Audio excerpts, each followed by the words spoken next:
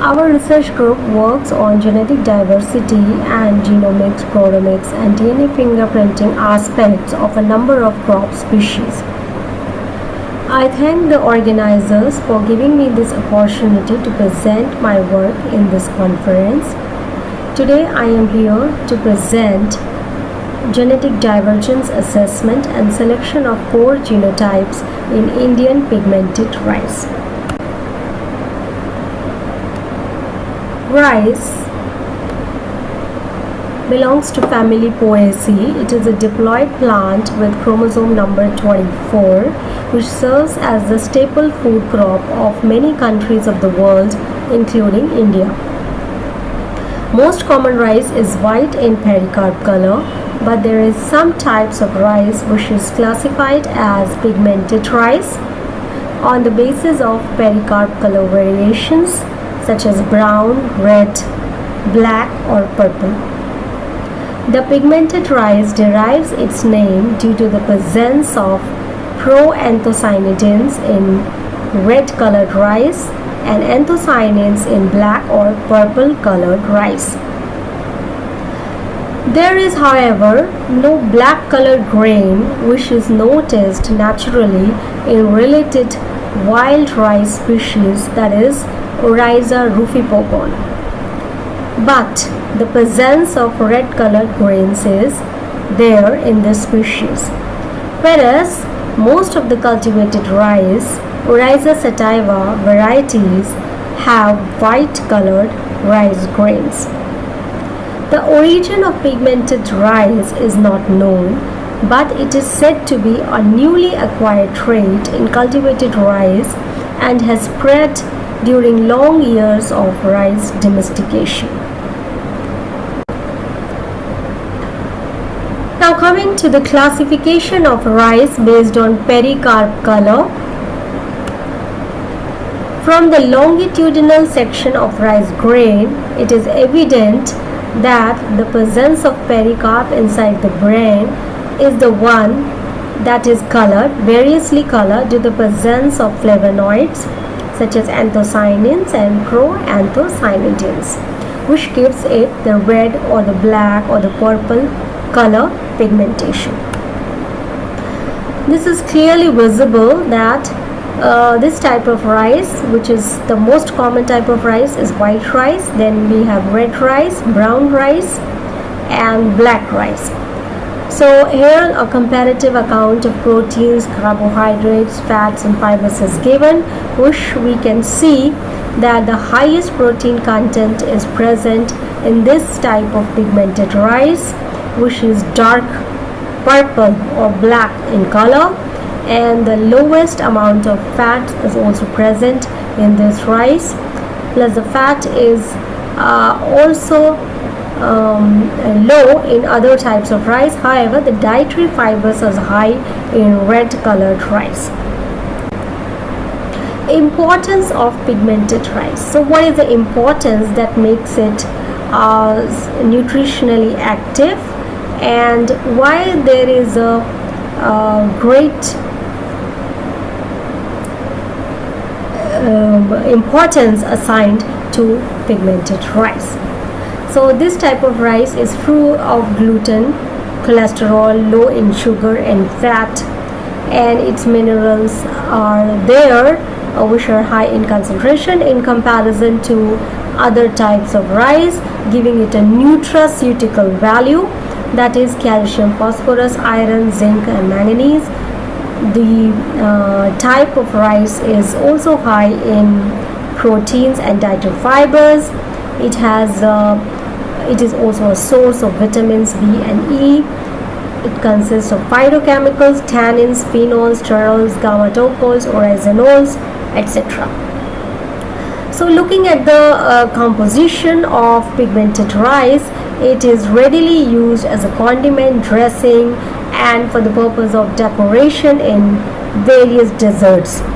The presence of anthocyanin pigment, which is a reddish or purple type of flavonoids, gives the additional health benefits to the human beings, and it can keep the sugar level low, and it is very good as an anti-diabetic agent. It has anti-inflammatory properties. So that is why this rice is gaining fast popularity. Now with this background, we are ready to work for the assessment of this diverse germplasm. So genetic diversity assessment is done in pigmented rice. It provides the basis for all kinds of plant improvement. The assessment can be done by various markers such as morphological, biochemical, and DNA molecular markers. It is very important to select the diverse pigmented rice genotypes for crop breeding programs, and the development of core subsets of genotypes or core collections can be constructed. A core collection is made up of a limited sample of accessions, usually 10 to 20%, which is chosen to represent the maximum genetic variation within the total germplasm collection itself. What is the need for core collection or core genotypes in pigmented rice?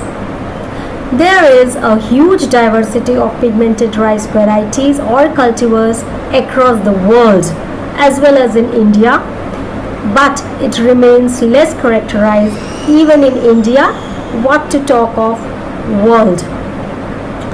This germplasm is ever increasing in collection and being deposited in various gene banks across the national and international gene banks, but it is not well documented, neither is this studied. The comprehensive characterization of accessions would allow gene bank curators to offer specific accessions with the desired characteristics to research geneticists or plant breeders. Therefore, core sets or subsets of accessions need to be developed, which are in a way an entry point to the entire germplasm collection for accelerating the utilization of this varied germplasm. The core collection or the sets of genotypes will be efficient to handle, will be cost effective, and can be used in genome-wide association studies. So what are the steps to make a core collection? There are no fixed methodology to make a core collection. It starts with a large collection of germplasm. So this germplasm is characterized and subsequently grouped based on the taxonomic, morphological, and/or geographical distribution. Then cluster analysis is done based on molecular and phenological markers. And based on this cluster analysis, the selection of accessions can be done using different analytical parameters such as hierarchical, cluster analysis. Various statistical packages have been used to select these accessions such as power core, etc. Then a range of accessions ranging from minimum 5% to 20% can be selected based on the diversity of the entire set of accessions as core set of accessions or core collection. Now these core collection or core sets of accessions can be further characterized based on molecular markers and evaluated based on parameters such as Mies index, Shannon index, mean difference, etc.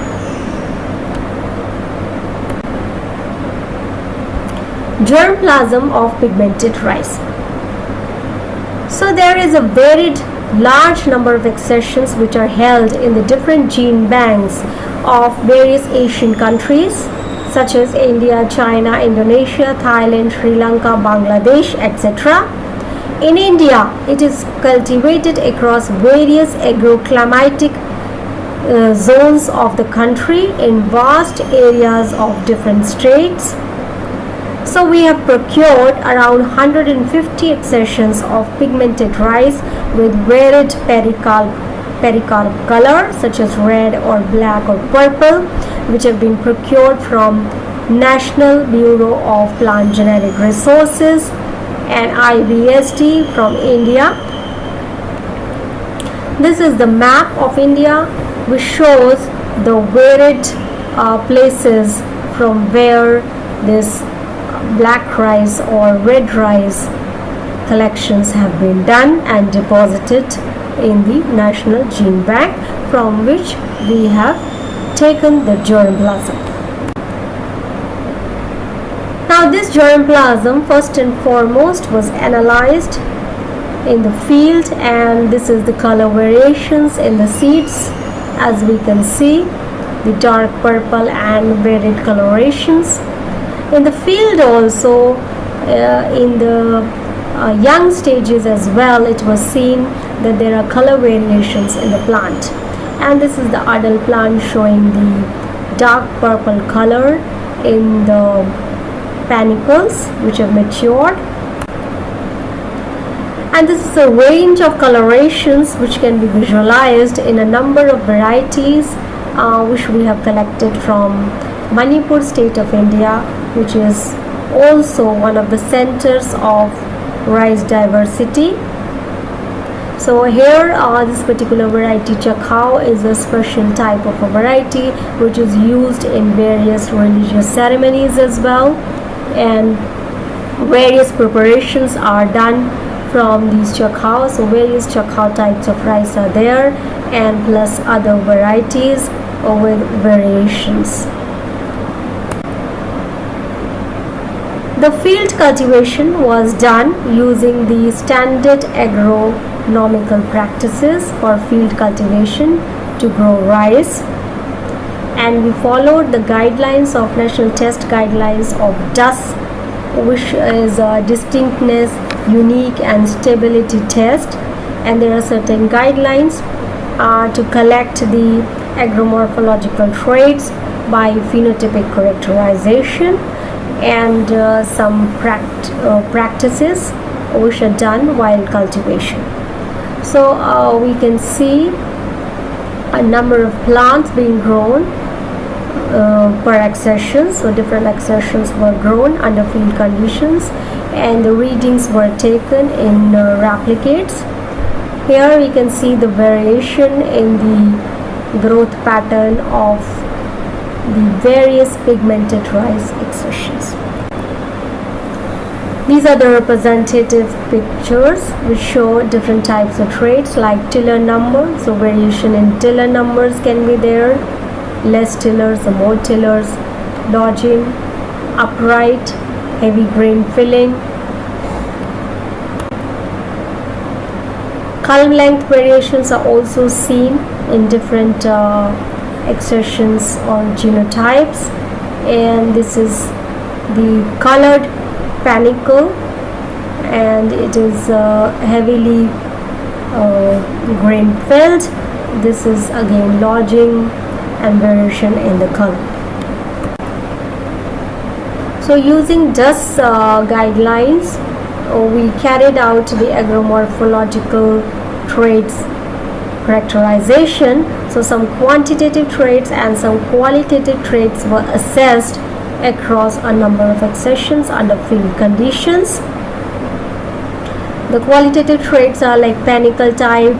So we can see, as we visualized in the pics in the last slide, open, grouped or intermediate type, threshability, easy, moderate or hard. Then lodging, either it could be absent or it could be heavily lodged or moderate lodging.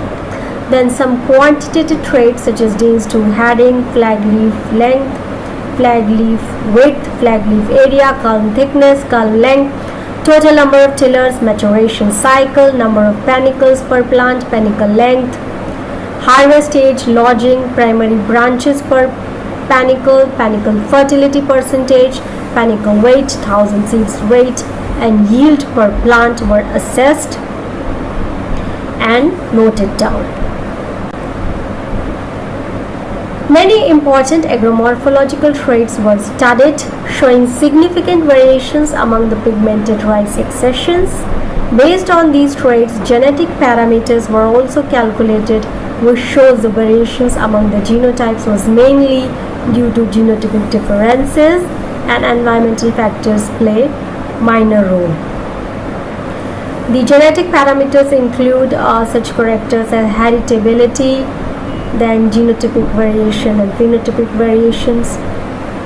The assessment of genetic parameters were done via path coefficient and Pearson's correlation analysis, showing different agromorphological traits depicting positive and negative correlation among them. So here is a Pearson's correlation figure which shows there is negative correlation, there can be positive correlation, it can be non-significant as well as it can be highly significant. So among these traits, as we can see, this is a significant variation, this is a non-significant variation, and it is in negative, and some are positive variations, positively correlated. So what we found was this, that some of the traits have been listed here which show positive and significant correlations, like flag leaf length with a number of traits like flag leaf area, panicle weight, panicle length, culm diameter, flag leaf width with flag leaf area. Then culm diameter shows positive and significant correlation with flag leaf area, panicle weight, panicle length, etc.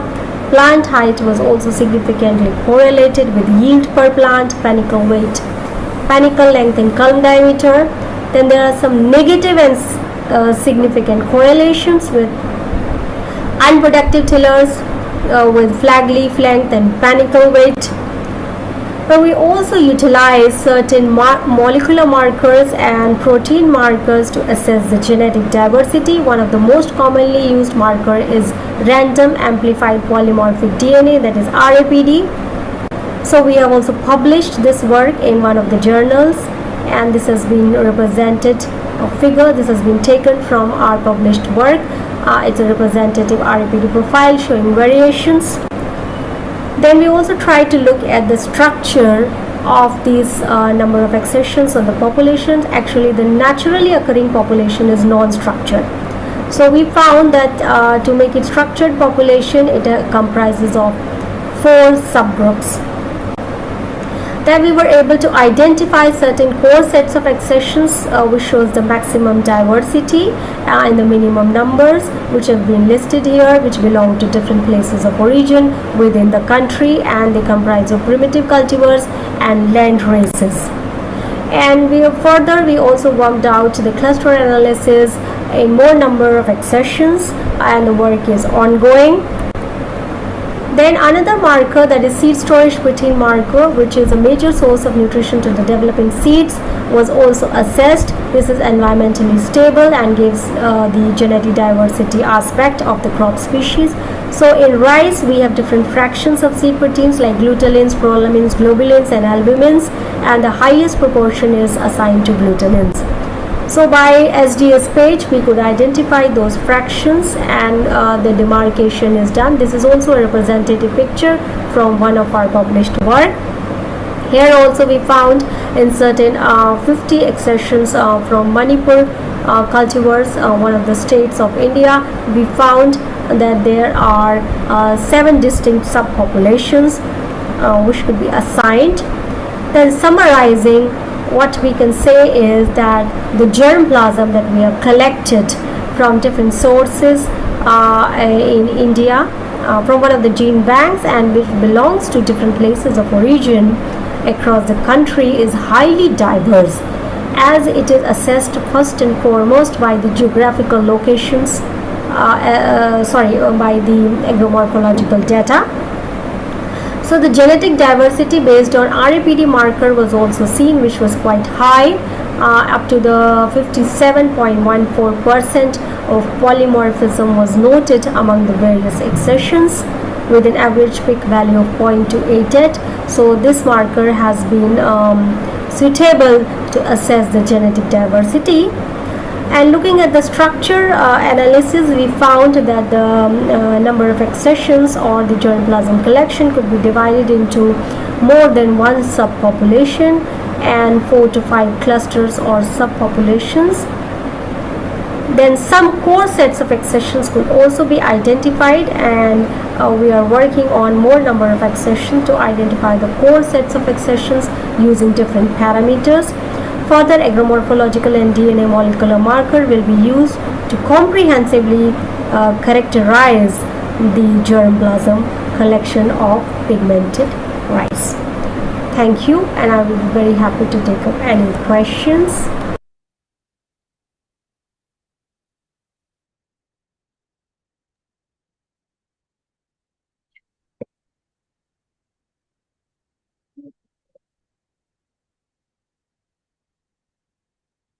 Thank you, Dr. Apekshita, for your valuable presentation.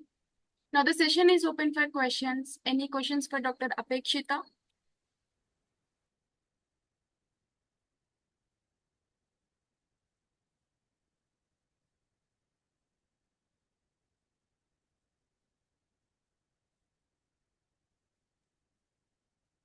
Any questions, please?